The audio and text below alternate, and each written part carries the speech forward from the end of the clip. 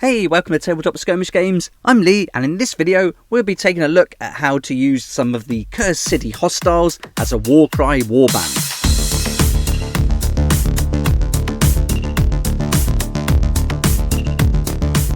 These are the miniatures we're going to use in this video, and these are just some of the hostiles or villains from Cursed City, but I think these look really great together, and for 7 miniatures we can get 1,000 points, so we're going to build a 1,000 point warband with these, and I've already done some for the heroes, so that video's up already if you want to check that out. But for today we're going to look at making one leader, one hero, and then we're going to take all the fighter cards, statistics and abilities from the Flesh Eater courts, and we're going to use those in line with open and match play so that we can use this in regular games, and also if we want to play a narrative campaign we can use this warband to get started with.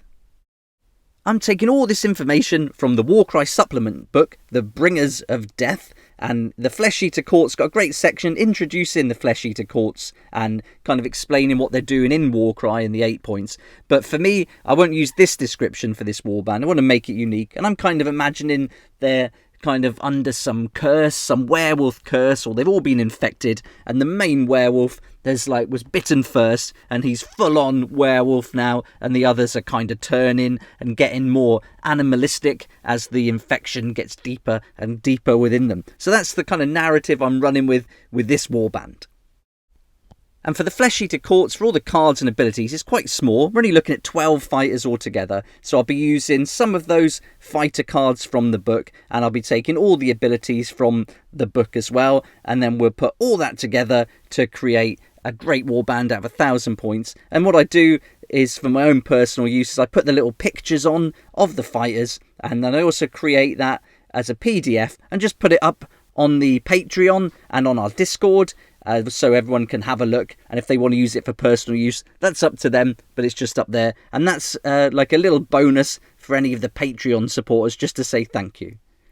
Okay, so let's get started and dive straight in to the abilities we can use with this warband. So these abilities are going to be for any of the fighters, and also whichever leader we choose will be able to use these too. So let's get started, and the first one is a triple called Bringer of Death. And this is a leader ability, so any fighter we choose that's a leader, or any hero with the leader rune mark, can use this ability. Add the value of this ability to the move characteristic of friendly fighters within 6 inches of this fighter when this fighter uses this ability until the end of the battle round. So any leader we choose can use this ability. I think it's really great, the idea that we can really increase the move characteristic of friendly fighters as they sniff out some prey and they want to go and eat it, then this is really going to give them that extra movement to their move characteristic, which is going to be really great and really put pressure on the enemy for sure. So that's a great ability. I really like that one to get us started. And next we've got the fighter abilities, so any fighter or leader can use these abilities. And the first one is a double called Feeding Frenzy, and this one is going to fit right into the idea that they're on a mission across the 8 points, just eating as much as they can and consuming as much flesh as they can find. And with this double, a fighter can only use this ability if an enemy fighter has been taken down by an attack action made by them this activation. Remove a number of damage points from this fighter equal to the value of this ability. So this is really great, and for a double this could be really useful, especially if you get a 5 or 6 for your ability value. You can really kind of recuperate any damage done to you, and the idea they're eating this flesh and it gives them this extra boost, this extra energy to kind of regain some wounds and get stuck in. And now we've got another one though that we can use, and this is a quad called the Royal Hunt. This fighter makes a bonus move action, then they can make a bonus attack action. In addition, add 1 to the attacks characteristic of that attack action if this fighter is within 1 inch of a friendly fighter.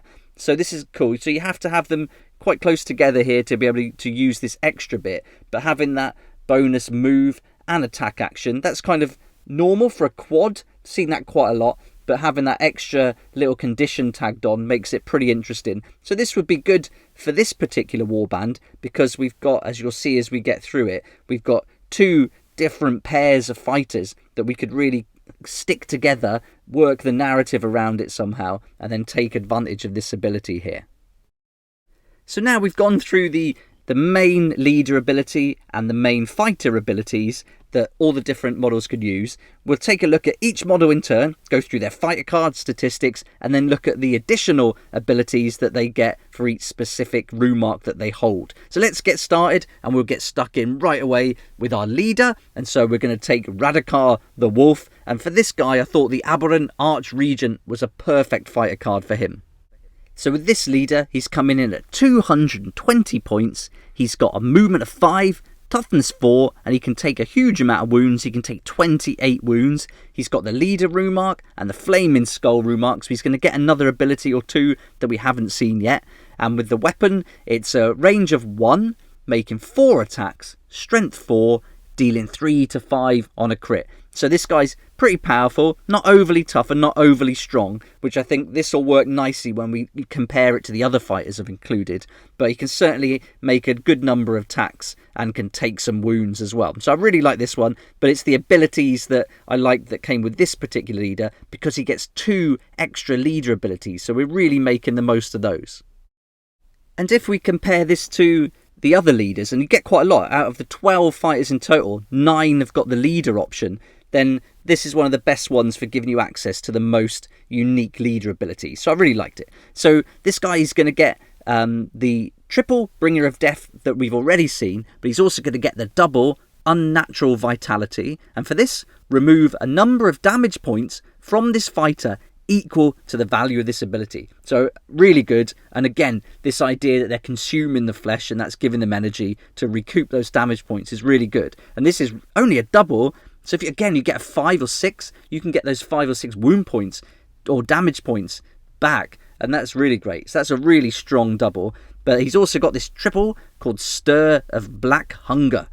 Until the end of the battle round, add 1 to the attacks characteristic of attack actions that have a range characteristic of 3 or less made by visible friendly fighters while they are within 9 inches of this fighter. So there's a few conditions to be met here, but pretty good again for a triple. Until the end of that battle round, we're adding 1 to attack characteristics. And that can be for all the attack actions, not just 1 during an activation. And as long as the range characteristic is below 3 and the friendly fighters within 9 inches of this fighter, then we can use that. So if we make these like a tight-knit warband that all stick together, then wow, this could be really incredible. And for a triple, I think you could do some serious damage, especially when we look at the other fighters to come who are really powerful already.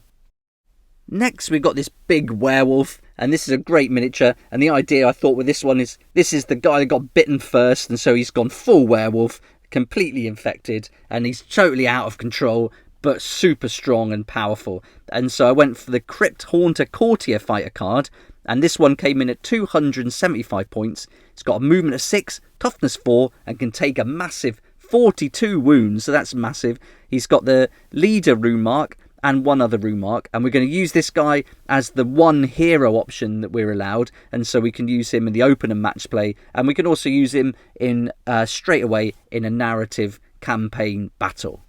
And so because of that, he can use that leader ability, so that's really great. And his weapon stats is a range of 1. He's going to be clawing with his claws and his teeth, hacking away at the enemy, ripping bits of flesh off them to eat. He's going to be able to make 5 attacks. He's got a big strength 5 and can do 2 to 5 damage. That's 2 with a normal hit, 5 with a critical hit. And so he can really put out some damage, this guy. And so for 275 points, I really like this fighter. And for the hero figure, this makes sense. So this kind of, the whole warband is centered around this and the narrative of being infected. And once you're full on infected, you go full werewolf, you get really strong and you get really powerful. But let's see what the abilities are. So he's going to be able to use that triple Bringer of Death, but no other leader abilities.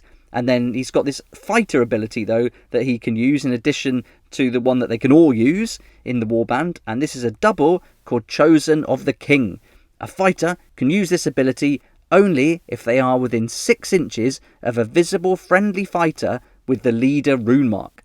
Until the end of this fighter's activation, add 2 to the attack characteristics of attack actions made by this fighter that they have a range characteristic of 3 or less.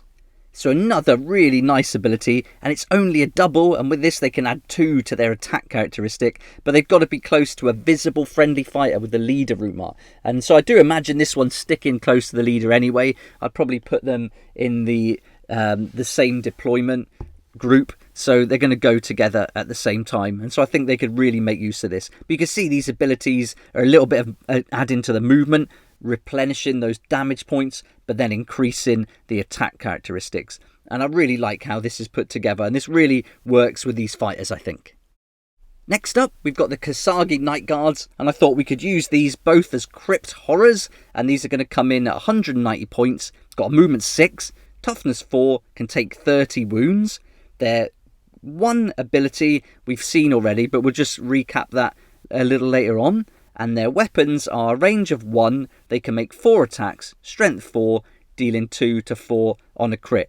So nice for 190 points. Again, they can really take some wounds. The movement's quite a lot when you think they're quite cumbersome, but I think it fits, and the points value works nicely. And being that there were so many leaders that we could choose from, 9 out of the 12 available fighters, we didn't have many options left for these guys anyway, if we're sticking to the Flesh Eater courts. But I really like these. They're both going to have the same fighter card, and I think they're going to work nicely together. And this is one of the pairs that I think the original ability we went through, the fighter ability, would work nicely with. So we can keep them close together, and then they can benefit from that extra movement. But their ability is going to be that double chosen of the king, so we can really add to their attack characteristics here. As long as they're close to that leader, then they can make use of this ability. And 6 inches of a visible friendly fighter can be the leader or the big werewolf. So I really like this one. And then the final fighter type to go through is the Crypt Ghoul. And I thought we could use this for this trio of vampires, but with the points value at 1,000, we're only going to be able to take 2 in. So I think you could just pick whichever 2 you liked and go with those. So these are going to come in at 55 points each. Got a movement 5, toughness 3, can take 8 wounds. Their weapon attack is a weapon range of 1, making 3 attacks, strength 3, dealing 1 to 3 on a crit. So not a lot's going to happen here. They're not going to do a huge amount of damage, but I think they're going to be quite annoying, especially with that movement at 5. That's not bad. And I imagine these to be climbing around, jumping down onto their enemies. They're not going to get any extra abilities except for that original fighter ability that anyone with the rune mark of the Flesh Eater courts could use. And so you can choose 2 of these, whichever one you like the best. I like the 2 on the pillars for this particular warband, because I think the idea of them scuttling and climbing around really fits in with the narrative I want to go with. And so that sums up all the fighters that we can use in this 1,000 point warband. And so let's break it down. We'll look at all the fighter cards together in one place, and we'll just work out what the exact points value will be.